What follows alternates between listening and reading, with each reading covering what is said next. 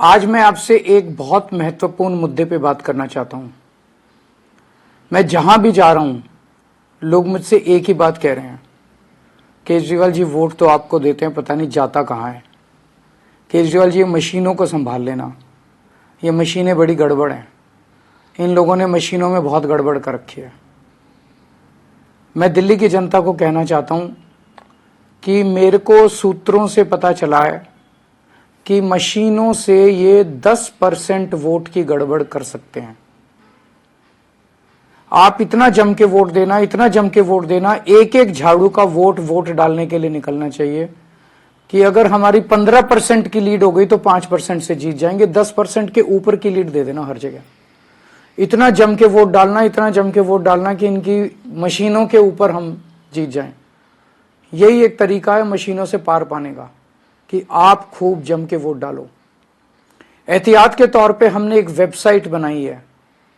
महाराष्ट्र और हरियाणा के चुनावों से जो सीख मिली, उससे हमने ये तय किया है कि 5 तारीख की रात को इस वेबसाइट के ऊपर हर पोलिंग बूथ की ये 6 जानकारी हम उस वेबसाइट पे डाल देंगे ताकि मशीनों से छेड़छाड़ ना की जा सके।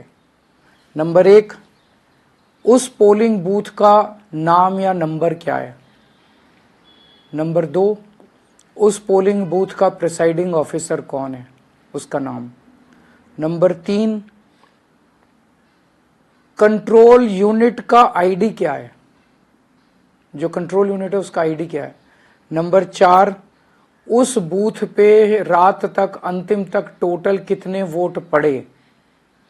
तो इससे यह पता चल जाएगा कि अगर 800 वोट पड़े तो गिनती 800 ही वोट की होगी, क्योंकि हम उसमें मशीन में डाल देंगे कि उस दिन कितने वोट पड़े।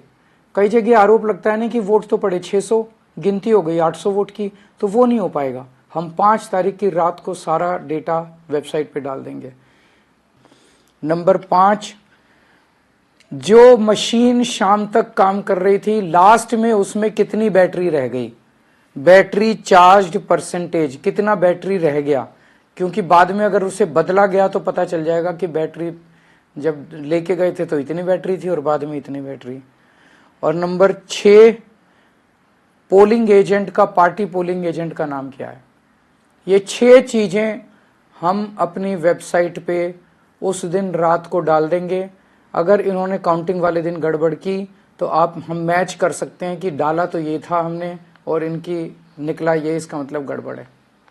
तो हमें सबको मिलके इंश्योर करना है कि जो ये गड़बड़ें करते हैं वो दिल्ली के चुनाव में हम गड़बड़ सारे मिलके उसको रोक सकें। अंत में फिर से मैं ये कहना चाहता हूं कि एक एक वोट पड़ना चाहिए। अगर हमें ईवीएम का खेल, इनका हराना है इनको ईवीएम के खेल में, तो एक एक वोट झाड़ू का पड़ना चाहिए। नमस्कार।